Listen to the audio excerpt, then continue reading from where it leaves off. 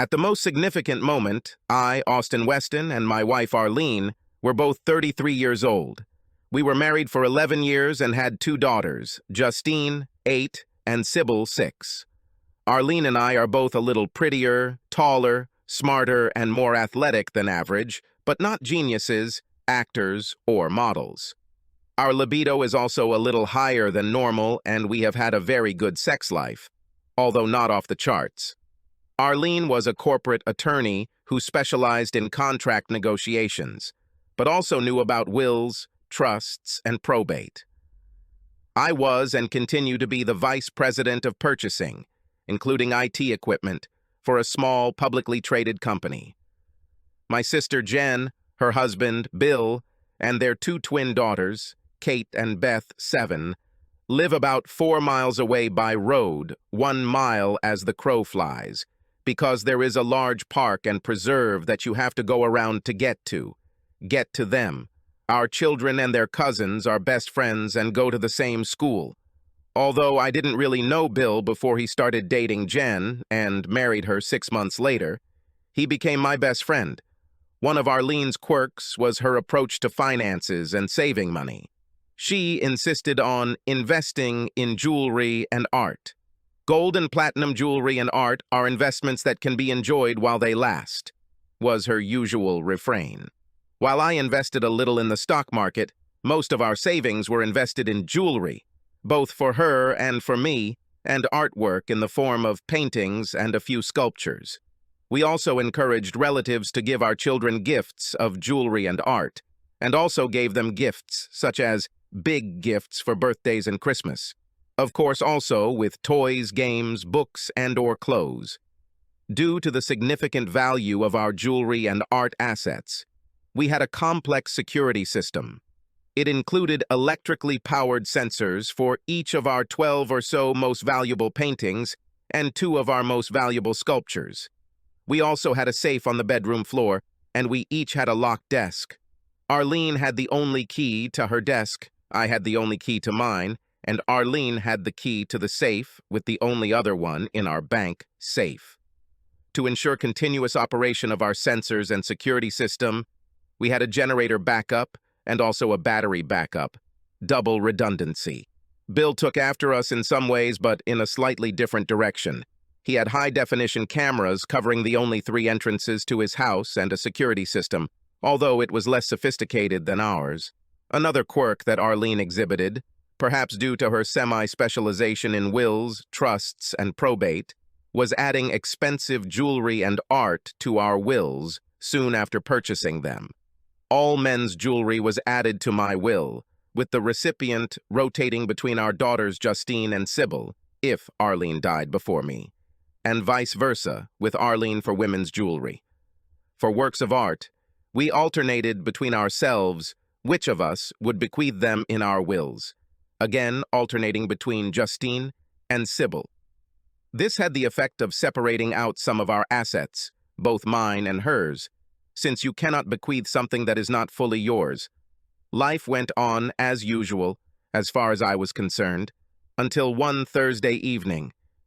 When I returned home from work, Arlene was there, but the children were not there. We had a candlelit dinner, and Arlene was in a seductive outfit and kissed me passionately when I walked through the door. "Where are Justine and Sybil?" I asked naively. "Jen and Bill were so kind to take them to school tonight and tomorrow. You should have seen how happy they were when I told them they were having a sleepover at Kate and Beth's house," Arlene replied with a devilish smile. "What are we going to do without them?" I said playfully, holding Arlene close to me and kissing her passionately. "We'll figure something out," she replied. After a delicious, flirty, and light dinner, we turned on some CDs and started dancing. We basically practiced the slow dance steps we learned at the weekend dance classes in our house, without shoes, for about an hour. Once Arlene started rubbing herself against me on the dance floor, it was the end of the dancing. I carried her upstairs, she undressed me seductively, I casually undressed her, and we fell into bed. Our sex was much better than before, and this was largely due to Arlene. We soon fell asleep, but Arlene didn't finish. She woke me up in the middle of the night, starting the second round again. I knew Arlene and thought, damn, what does this mean? More over-the-top sex in the future, or she wants something. With this last thought, I fell asleep for the second time. The next morning, Friday, Arlene was all love and affection, and I allowed myself to believe that the only thing that meant the fantastic sex we had was that our sex life had reached a new level from very good to excellent, and more phenomenal sex awaits us. My carefree demeanor and wide grin, which had caught the attention of some of my colleagues at work on Friday, changed early in the afternoon when the phone rang. "Austin, this is Arlena," my secretary said through the intercom. "Hello, sex goddess," I started the conversation. "Hey, on his own, Eros," Arlene laughed. "Hey, I'm not Greek," I laughed in response. "No, but you sure are a god of lust and sex," she giggled. We continued to exchange compliments, which led to a small conversation and then to the nature of her call. "Listen, dear," sounded in the receiver from her beautiful lips, a harbinger of impending trouble.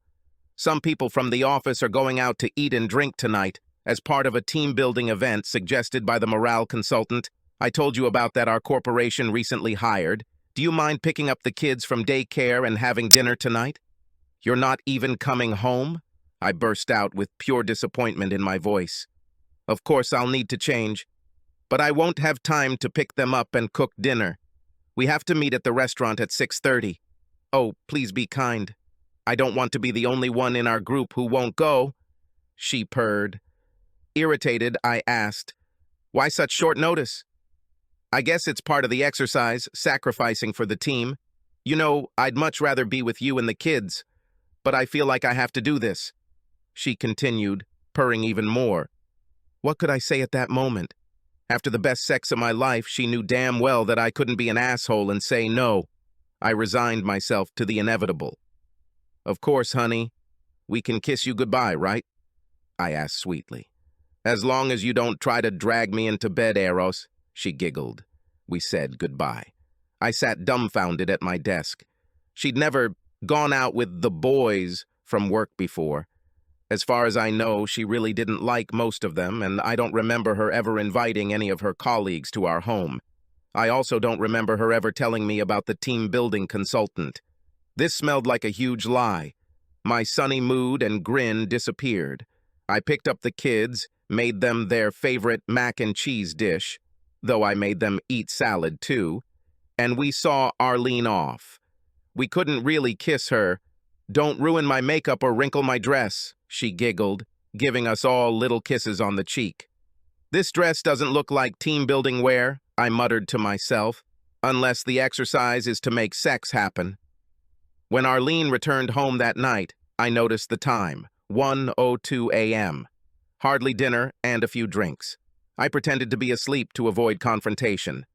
She climbed into bed with, as far as I could tell and confirmed the next morning, some kind of medium-sized negligee and spooned me. There was no sex on Saturday night, but on Sunday and Tuesday night, we had regular sex for us. I liked it less and less as the next 2 Thursdays and Fridays I received the same treatment. Well, it wasn't that I didn't enjoy fantastic Thursday night sex. It was more that was what it meant. Another team-building event on Friday evening. After the second Friday night, she returned home at 1:22 a.m., the third time at 1:51. On the fourth Friday night, I couldn't stand it. When Arlene dressed in a tight outfit that I had never seen before, I was blunt. "Arlene, I really don't like it when you go out on a Friday night. Darling, I have already explained the need to you several times," she said as she adjusted her dress to her hips, peering into the mirror. "Sorry, but I can't believe you're coming home at 11:30, a time she'd lied about coming back the previous 3 times. "After dinner and a few drinks, I'm very suspicious and it's killing me." "Austin," she said sternly, "you have no right not to trust me. We have been married 11 years for God's sake, and we have 2 children. What do you think I'm doing selling myself?" "I don't know, but what I do know is that this all smells like a lie," I replied. The conversation became increasingly tense. Finally, after she gave the kids the obligatory kiss on the cheek, I said as she walked out the door, "I'm begging you. No, I'm begging you for the sake of our marriage not to go." "Austin," she said irritably, "I can't cancel now. I'll be the laughingstock of the company. We'll talk tomorrow, and I'll put all your concerns to rest. Or even tonight if you wait." "So you think I'll just get over it?" I asked in an angry voice. "Honey, you know if we break up, I'll get the kids, the house, and alimony. You don't want to ruin your life over unfounded suspicions, do you?" she asked with a defiant look on her face. "You're the one who's ruining the marriage," I snapped. Looking irritated, she said, "We'll talk tonight, even if I have to wake you up." "We won't be able to talk tonight because I won't be here when you get back in the wee hours of the morning," I snapped. "The kids and I are spending the night at Jen and Bill's. I wish you a good life," I said sharply and closed the door. I didn't slam the door, but I didn't close it softly either. Through the one-way mirror in our front door, I saw Arlene, ashen-faced, begin to reach for the doorknob, but then she shrugged and walked out to her car parked in the driveway. As soon as Arlene's car was out of sight, I called out to the girls, "Let's go to Aunt Jen's for the night while Mom is at a meeting." They were ready in about 2 minutes, and we got into my car parked outside. I had already arranged a sleepover with Jen and Bill, and they knew something was up. Jen because of female intuition, Bill because I briefly and very superficially discussed the situation with him. He's a smart guy and could figure out a lot of things himself. After the girls were asleep, or at least calmed down, I went out to the car at 11 p.m. to get a bottle of pills and returned to the house at 11:02 p.m. The car was parked where there was a clear view of the security camera at the front door, which recorded the time and date. At about 3:30 a.m., my cell phone woke me up. "Hello?" I answered sleepily, looking at the alarm clock next to the bed in the guest room, which showed 3:29. "Austin, where are you?" A voice shouted into the phone in hysterics. "It must be Arlene," I thought to myself. "I'm at Jen's like I told you. Why the hell are you calling me at 3:30 in the morning?" I answered irritably. "Austin, we had a theft," Arlene cried. "All our valuable paintings and jewelry have been stolen." Turning on the recording app on my iPhone, I asked her to repeat herself, and then asked, "Why didn't you call me as soon as you found out?" "I called," she cried hysterically. "I just got here 15 minutes ago. The house was completely dark, and I had to navigate with a flashlight." "What the hell were you doing coming home from a team-building event at 4:15 in the morning? How exactly did you contact him or her?" I asked sarcastically, trying to be as angry as possible. "Well, time, just somehow got away from me. We can talk about this later. You need to come home." Her emotional train has now completely derailed. Jesus fucking Christ. "Okay, I'll be there as soon as possible. Let me get dressed," I muttered. I went to the bathroom, got dressed, went out to the car, and drove home in 10 or 12 minutes. Arlene's makeup was smeared all over her face, dissolved by copious amounts of tears when she met me at the front door, flashlight beating in her hand. She started to come up to me with open arms and say something, but I pushed her away with my outstretched hand and abruptly interrupted. "Have you checked the circuit breaker, team builder?" "No, I don't know where he is," she cried. "Get out of the way," I shouted as I quickly walked past her, lighting the way with my flashlight. As I walked past her, I asked, "Did you call 911? "No," she answered, uncertainty. "So what are you waiting for?" I barked. I saw her take her cell phone out of her purse as I walked past her. I went down to the basement and found the main circuit breaker in the off position. I also found the generator backup switch in the off position, and the battery backup disconnected. The telephone line to which the security system was connected to communicate with the outside world was disconnected. I turned the switches to the on position and connected the battery and phone line. Everything worked perfectly as alarms sounded for the theft of several pieces of art. I turned off the security system by pressing the code on the console by the front door. I answered the call from security, gave the password, and reported that it was a false alarm. I started looking around the first and second floors while Arlene disappeared into a puddle of tears on the living room couch. Meet the police at the door when they arrive and come to your senses, I shouted at her with real anger in my voice. Indeed, not only were all of Arlene's and mine's jewelry and art stolen, except for one really heavy granite sculpture, but so were the children's valuables. Even the safe in the bedroom floor was open and empty. When the police arrived, I gave them my statement first, while the policewoman tried to calm Arlene. I told one of the male police officers about my wife's call to me, what she told me on the phone, and what was missing. I provided a list of all our valuables from my office. Meanwhile, 2 other male police officers searched the house in case anyone else was there. I didn't even think about it. Arlene finally calmed down enough to give her statement to the policewoman. While she was doing this, I pulled aside the policeman I was talking to and whispered, "I really think you should check on my wife for this theft. She's the only one who has a key to the safe that was opened, except for one in our safe deposit box, which I'm sure you can confirm is still there. And we've been having marital problems. I wouldn't be surprised if you find something incriminating on her computer or in her locked desk." The policeman looked at me strangely, but wrote it down. "What problems?" he asked. "I believe she's been cheating on me with another guy for the last 4 Friday nights. I'll get the private investigator's report tomorrow. When I told her our marriage was in danger if she went out tonight, it was probably yesterday, Friday. She and I went anyway.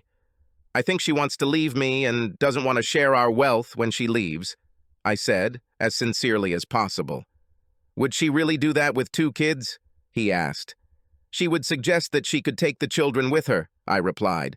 "She almost admitted it last night. I recorded it on my iPhone," I moaned.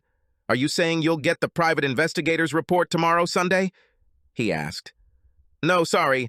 I keep thinking of it as Friday because I don't usually get woken up at 3:30 a.m. I'll get the report around noon, today, Saturday," I replied. "Can you bring me a copy to the station when you get it?" he asked. "Sure, I'll probably be there," I replied. "Great. Ask Officer Smithson. I'll brief the thief." After the police left, I returned to Jen's house without any conversation with Arlene. I didn't even respond to her cry of, "Where are you going?" when I walked out the door.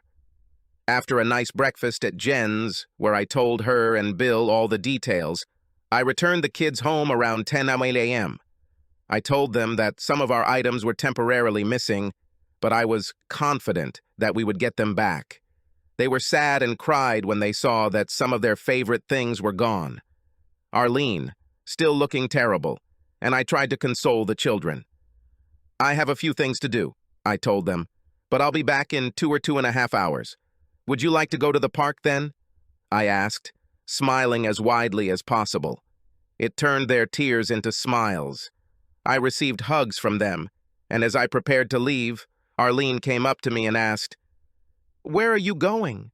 Looking at her coldly, I said, "Probably for evidence of your infidelity," and then quickly left without looking back. The photos of Arlene and her lover, Jack Traylor was his name, from the 2nd and 3rd Friday nights were exactly what I had imagined, although the exact location surprised me a little. The private investigator said he may have trouble getting photographs that are useful as evidence of them copulating if they only do it indoors. They were so stupid that they had sex on the terrace and in his pool, which was easily visible from many points where they could not expect privacy. His report also stated that they arrived at Traylor's house after dinner on Friday night and apparently left in Arlene's car a little before 11 p.m. The private investigator did not follow them, but they returned around 2:15 a.m., then she left alone around 3 a.m. I went to Kinko's, made 3 copies of everything except the DVD, then went to see Officer Smithson. I arrived there around 1:15.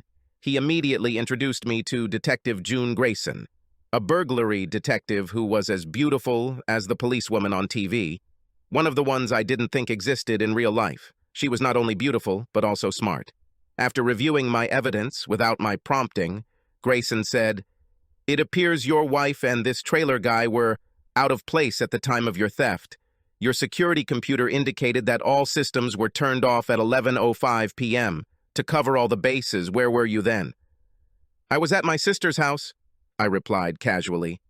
"Can anyone there confirm your alibi?" she asked. I don't think so, I replied. I think everyone was asleep, but you can ask them. Then I got a eureka look on my face and said, wait, I think Bill has CCTV, and at one point I went out to my car to get some forgotten pills. Maybe that will give you a timeline. Can we get the recording? Grayson asked. I laughed. I think Bill is high-tech. I'll bet it's a DVD, I said, taking out my cell phone and dialing Jen's house number. Bill answered, Say, Bill, do you have any CCTV footage of your house from last night? I laughed again at his answer. Would it be possible for you to bring the DVD? Sorry for offending you by asking about the tape. To Detective Grayson at the local precinct? I'll let her tell you why. When you drop this, I need to take the kids to the park. Thanks. I smiled at Grayson and Smithson. As I thought, it's high-tech and has a DVD. He said he'd bring it right away. Unless you have some other very important questions, I need to go take the kids to the park. Thank you, Mr. Weston, Grayson said with a smile, standing up to shake my hand. We will let you know in the coming days if anything else is needed. I'll be around, I said, smiling back and shaking her and Smithson's hands. I know you know what you're doing, but as I told Officer Smithson last night, you need access to Arlene's computer and her desk drawers. I would love it if you could get a warrant for this, and for my computer and desk. Two, to cover all bases. Grayson just smiled. I dropped off my original evidence, including the only copy of the DVD of Arlene and Traylor having sex, at my lawyer's office. He's always open on Saturdays. I just told him to put it in his safe for now. I brought the other 2 copies home. As soon as I arrived, I put one on my desk and left the other, without the Friday night report, on the coffee table in the living room. I took the kids to the park, and Arlene insisted on coming with us. She tried to talk to me when the kids were playing, but every time she did, I would just ignore her and go over to the kids to push them on the swing, start playing tag with them, or something similar. I made dinner that night and asked the kids to help, so I wouldn't have to be alone with Arlene. After dinner, I played games with them, read them bedtime stories, and finally had to leave them. When I came downstairs, Arlene was holding the envelope that I had left on the coffee table in her hands. She was white as a ghost. Austin, we really need to talk, she said, her voice shaking. For what? I asked, looking dramatically confused. Will our conversation make you stop having fun with Traylor? I grabbed my car keys and walked away as she screamed, You know, in our state there is no fault for divorce, and I will get the kids if you file for divorce. We can work this out. My only response was to give her the middle finger. When I returned 4 hours later, I went straight to the guest room, blocked the door with a chair leaning on the doorknob, and went to bed. Sunday was probably the most uncomfortable day of my life. It's very hard to ignore someone in the same room for several hours, but unless the kids were around, I didn't respond to anything she said. Sunday night, after the kids had gone to bed, I was watching TV when she approached me with an insurance claim form. I need you to sign this so I can fax it to the insurance company to reimburse our stolen property. I looked at it, took a pen and paper, wrote down the fax number and the insurance company department, then said the only words, without children around, that I had spoken to her all day. I will not sign this, and if you forge my signature, I will charge you in fraud. While Arlene was yelling at me, I continued to watch TV. When her screams became too loud, I took out my headphones, plugged them into the TV, and ignored her. She eventually left crying. I saw her go to the fax machine and send in the application form. After she went to bed, I wrote a letter and faxed it to the same address she sent the form to. My letter read, I do not have definitive proof at this time, but I suspect that my wife is responsible for the theft and loss that she reported to you on the report form earlier this evening. I am not filing any claims pending the completion of the police investigation, and if anyone produces a document with my signature before this point, rest assured that it is a fake. Call me on my cell phone, XXXXX, if you have any questions. At dinner Monday night, Detective Grayson and 4 other police officers showed up with a warrant. I sent the kids to finish dinner on our deck, telling them, The police just want your stuff back. They were happy about it, especially because I told them they could have a soft drink on the terrace, which we almost never allowed. When they found Arlene's desk drawers locked, Grayson asked us, "Who has the key to this?" "Only me," Arlene answered nervously. "I need you to open it," Grayson ordered. "Why?" Arlene asked. "Because the warrant says we can do it, and I don't want to ruin your furniture." Arlene went to her purse, took out her keys, and opened her drawers. The procedure was repeated for my table. Arlene panicked when they took her computer, while I remained calm when they took mine. She was hysterical when she saw them take the storage service envelope out of her desk. "What is it?" she screamed. "I've never seen this before." "I thought you had the only key," Grayson said emotionlessly. "I have it. Someone must have picked the lock." "Easy to check. We'll take the box with the lock cylinder with us, and our technicians will evaluate it," Grayson answered calmly. Clearly, this was not the answer that Arlene expected, but that is exactly what had to happen. When the police left, Arlene was in a panic. "Why are they doing this? What does the warrant say?" She was in pain. I handed her the warrant and said, "Maybe they think the theft was an inside job." She looked shocked when I turned and walked out onto the terrace to join the children. Tuesday was a really bad day for Arlene. The only bright spot was taking the kids to school. At approximately 11 a.m., she was served divorce papers at work that included adultery. At 2 p.m., Detective Grayson and 2 other officers came to arrest her for theft and led her out of the office in handcuffs.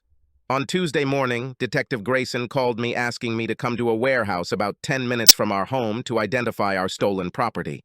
It took me about 30 seconds to recognize it as ours. I then checked everything and found that, except for my Rolex watch and gold cufflinks, everything was there. Detective Grayson called me after the arrest to let me know what happened so I wouldn't be left in the dark and so I could pick up the kids. Arlene appeared before a magistrate late afternoon and was given a $50,000 bond. She called me.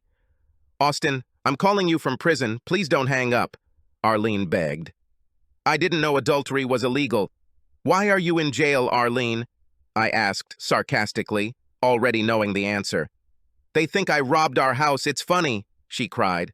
"I don't think it's funny." "Didn't you do it because you were planning on leaving me?" I asked happily. No, this is absurd. We can talk about this later. Can you come and buy me out? If we both agree to use the house as collateral, I can be free in an hour. Please, Austin." "Why don't you call your lover Trailer? I'm sure he can help," I said tartly before hanging up as she started screaming, "No!" My lawyer filed for an emergency protective order on Wednesday morning while Arlene was still in jail. Either she didn't call Trailer or he didn't want to help. I didn't care. My lawyer asked the court to issue an order of protection, arguing that Arlene was accused of stealing my property and the children's property, so she should not be allowed into the house. The judge will not hear the case until Arlene is released on bail. Her parents apparently acted as guarantors, and she was released Thursday with instructions to immediately go to family court for a protective order hearing. Arlene's lawyer argued that she should be given the presumption of innocence on the theft charges, and that she never physically harmed family members or even threatened to do so. My lawyer argued that 2 of my most expensive pieces of jewelry were missing, suggesting that she may have stolen other items. The judge's decision seemed to divide the children into 2 parts. We do have to give the benefit of the doubt. However, Mr. Weston still has the right to feel that his property is safe. Therefore, Mrs. Weston can return to the matrimonial home during divorce proceedings. However, she cannot return until Saturday. Meanwhile, Mr. Weston may change the lock in any room of the house with a new one, the key to which Mrs. Weston will not have, and she is prohibited from ever entering that room. Notify the court of the room by Monday. Is there anything else? I pushed my lawyer to make an additional condition. Your Honor, my client would like to ensure that Mr. Trailer, with whom Mrs. Weston is having an affair, is excluded from entering the Weston home or having any contact with the Weston children until the divorce proceedings are completed, he said. I'm not bringing him there or with the kids, Arlene screamed, suddenly standing up from her chair, embarrassing her lawyer and the judge. Mrs. Weston has agreed that she will not, so that should satisfy you, Mr. Weston, the judge said. I wanted to scream, I can't believe a word this lying bitch says, but luckily I restrained myself. I had Lois install a new door for the master bedroom and reinforced the surrounding frame. I also installed a complex lock in it that was almost impossible to break into. I moved all of Arlene's things into the guest room. Arlene did return home on Saturday morning. The children were happy to see her. I mostly ignored her, except when it was necessary to care for the children, so as to upset them as little as possible. Arlene wanted to talk. I told her, Sunday night after the kids go to bed. We spoke in the living room with the door closed, so that if voices were raised, it would not wake the children. After several awkward minutes of silence, I said, Arlene, you wanted to talk. Talk. Austin, I can't help but think you're behind this theft. She started before I cut her off. Stop. The first thing I wanted to hear out of your mouth was, I'm so sorry for cheating on you, Austin, and how I hurt you so much and ruined our marriage. But apparently you don't feel that way, do you? I said sarcastically. Austin, when you've calmed down, we can talk about rekindling our love and calling off the divorce, but first, I need to resolve my legal issues. Arlene, let me explain this so that even someone as selfish and narcissistic as you can understand. No talk about divorce. I'm divorcing you, pure and simple. It's over between us, I said as decisively as possible. But, Austin, she began to plead. I interrupted her again. This conversation will only be productive if you listen and accept my proposal, I said, even more decisively. Are you ready to listen? She nodded. I will change the grounds of divorce to irreconcilable differences. I will receive sole custody of the children, but you will have unlimited visitation rights, alternating major holidays and 2 weeks in the summer, provided you do not expose them to other men, unless you will not marry him. Our assets will be divided equally. You will pay child support for 1 child and pay half the mortgage on the house. Once Sybil reaches 19, we will sell the house and split the proceeds. There will be no child support, I said, piercing her gaze. But, she started again, and I interrupted her again. I'm not done yet. If you agree to this, I'll go to the DA and ask him to charge you with a misdemeanor without jail time if you plead not guilty, no contest. That way you can keep your lawyer's license and your job. Agree? I concluded. But I didn't do anything, she said, crying and wringing her hands. I know that you orchestrated this whole thing to get back at me. I don't want a divorce, but if there is one, I will never agree to you getting sole custody. She sobbed through tears. So you're not going to take responsibility for anything, breaking up a marriage or stealing, huh? I asked, raising my voice as I stood up. And you don't even feel an ounce of remorse, do you? As if I should be happy to be your cuckold. God, how could I ever marry you? I moaned. As she covered her face with her hands, I said, Accept this offer, Arlene. If you don't, you will be ruined. As I was leaving, she screamed, But if you would just listen to me, I would explain everything. You should listen. At least that's what I think she said, but before she finished, I had already closed the living room door and couldn't be sure. 2 days later, when I returned home, the children were gone, but Arlene and Jack Traylor were sitting in my living room. What the hell is he doing here? I yelled at Arlene. You told the court you wouldn't bring him here. Austin, you need to listen to what we both have to say. After you listen, he'll leave and never see you again, she whined. Get out of here, Traylor, I yelled. He stood up with a hybrid, dissatisfied and pleading look. He was about 3 inches taller and 30 pounds heavier than me, but the old saying that it's not the size of the dog in the fight, but the size of the fight in the dog meant something to me. I have never shied away from confrontation in my life, even if it cost me a lot, and this will be no exception. Traylor tried to tell me something as he slowly approached, but I didn't hear his words because he continued, repeating out loud, Get out of here! After I repeated my call a good 24 times, it became clear that he wasn't going to comply, so I walked over to the phone and picked up the receiver to call 911. He yanked the phone cord out of the wall and said irritably, "Could you just listen, damn it?" I took out my cell phone and started dialing 911. He grabbed it from my hands and threw it on the floor, smashing it, and said, "This will only take 2 minutes and give you your life back." I turned to go out the garage door, through the kitchen. He grabbed me by the jacket, but I twisted out of it and ran to the garage. Apparently, he didn't see me pick up the meat pounder from the kitchen counter. As I turned left and walked out of the kitchen into the small passage toward the garage, I stopped abruptly and turned around. As soon as he made the same turn into the transition, I hit him in the forehead with the hammer, sending him back to the kitchen sink. As he screamed, holding his hands to his head, trying to stop the bleeding, I hit him once in the groin as hard as I could. Now Arlene stood in the kitchen, sobbing. I saw her purse on the kitchen counter, took out her cell phone and dialed 911. My emergency is that an intruder attacked me in my own home and I hit him in the forehead with a hammer. He needs an ambulance and I need the police to arrest him. I opened the front door and sat quietly at the kitchen table while Arlene tended to Trailer. The paramedics impressed me. They arrived in less than 5 minutes. The police arrived a minute after them. Trailer was taken away in handcuffs in an ambulance. The police believed my story. I asked them to take my broken cell phone to check my fingerprints to confirm my story, as well as a phone line if they needed it. Also, my jacket was torn in the process, and I asked them to take it as evidence. All Arlene could tell the police, which she repeated over and over again through her tears, was, "We just wanted to talk to him." The next day, my lawyer was back in court. The judge was furious and ordered Arlene to leave the house within 2 days and pay for replacement locks. Meetings with her children had to wait until the divorce proceedings were completed.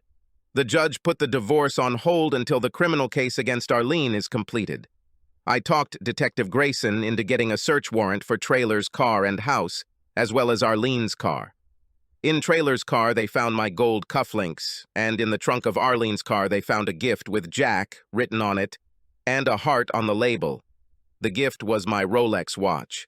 Trailer was also arrested for theft in connection with the cufflinks, and because fingerprint results from my home showed that the only prints on the basement windowsill through which the thief entered our home were his. Arlene did not take my advice and did not accept my offer, but fought the criminal case. She seemed to believe, correctly as it turned out, that the only way to get custody of her children was to win a criminal trial. The prosecution had an excellent case. The woman with the flashy emerald ring and the blonde, both Arlene's features, rented the storage unit where the stolen property was found shortly after Arlene's first company event. Only Arlene's fingerprints were found on the lock of the storage room. This, together with the previously discussed evidence, made a good direct case for the prosecution. Arlene and Trailer spoke in their own defense. Arlene admitted to having 4 sexual encounters with Trailer, but claimed she never left his house before 3 hours last Friday morning, so the private investigator's testimony was fabricated. She claimed that I must have stolen things and framed her. She couldn't explain how I could do this because she admitted that she didn't think I had the key to the safe or her desk, and she always had her keys with her. She explained the rental of the warehouse space as an accident. She said her fingerprints were placed on the lock. Both Trailer and Arlene came across as hostile and indifferent to the impact of her infidelity on her family. I was questioned by the defense lawyer for 3 hours. The prosecutor and Detective Grayson said I did very well. They said I came across as strong but cooperative and very persuasive. After my interrogation, the prosecution called Detective Grayson to explain that I could not have committed the theft. She said that Jen and Bill's DVD showed me going in at 11:02 p.m., not getting out, and my car not leaving, while the break-in occurred, as indicated by the alarm going off, at 11:05 p.m. In a dozen tests, the fastest patrolman was able to get from Jen and Bill's house to my house at that time of night in 9 minutes and 32 seconds. Detective Grayson also testified that I did not have the key to the safe. The only 2 were the one in Arlene's purse and the one in the safe box. She testified that I had not visited the safe box for over 3 months prior to the first company event. The expert confirmed that the times on the DVD of Bill and my alarm were accurate. Once the case went to the jury, Arlene and Traylor felt things weren't going in their favor and tried to negotiate a misdemeanor deal with the prosecutor. Exactly what I suggested to Arlene. Arlene even agreed to give me sole custody of the children. The prosecutor asked my opinion. I told her, "You decide," but after she made us spend money on a lawsuit, if I were deciding, I would leave the decision to a jury. That's exactly what she did. The jury returned a verdict in less than 2 hours. They were found guilty on all counts, including theft and insurance fraud for Arlene and theft and assault for Traylor. Arlene was sentenced to 3 years in prison and 5 years probation, and the bar began disbarment proceedings because she had been convicted of a felony. Because Traylor had 2 previous misdemeanor convictions, and because the attack on me was a special circumstance, because it happened in my home, he received a 4-year prison sentence and 5 years of probation, and was also required to pay restitution for my cell phone and jacket.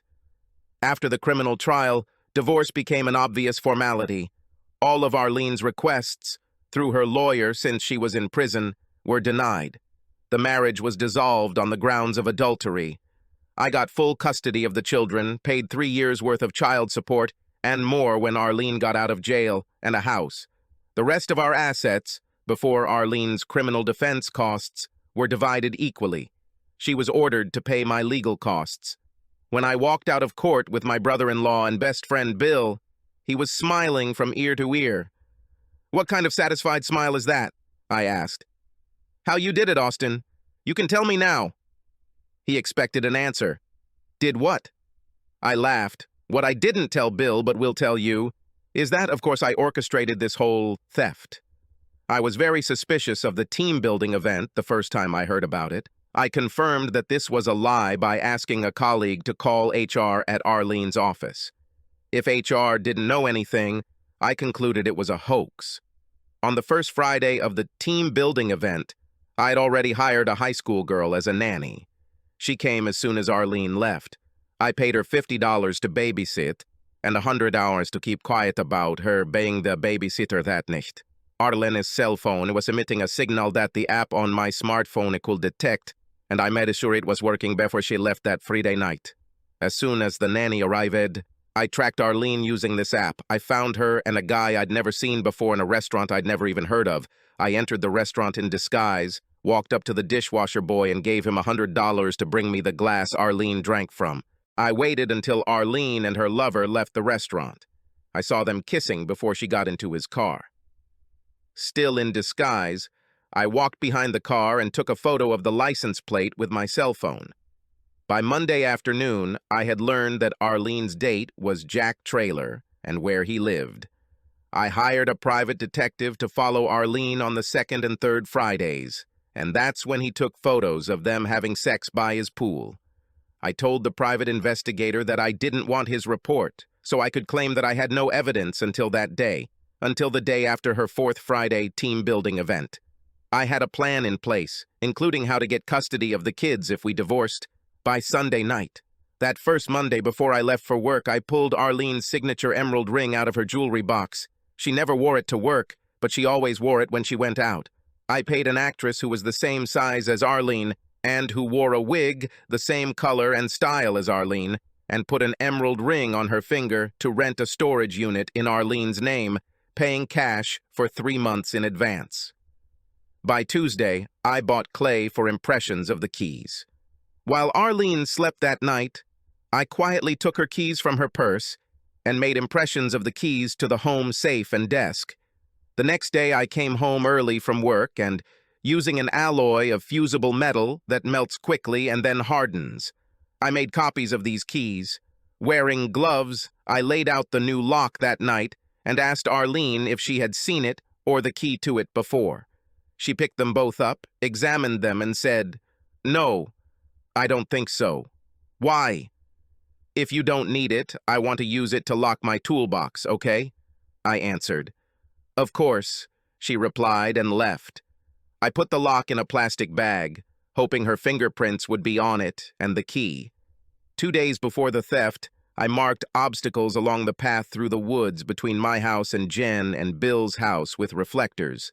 The night before the theft, I opened her desk drawer and placed in it an envelope from the storage area with the code to the front door and a key with her fingerprints on it.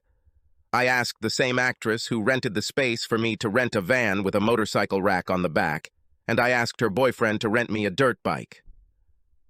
I parked the motorcycle in the bushes behind Jen and Bill's house. I also obtained Arlene's laptop password from the password list in her locked desk, created a new email address, and left a draft email in an account purporting to be for Jack Traylor. The letter said that she couldn't wait to meet him, and if their plan worked, they could live off the stolen property until she got a divorce.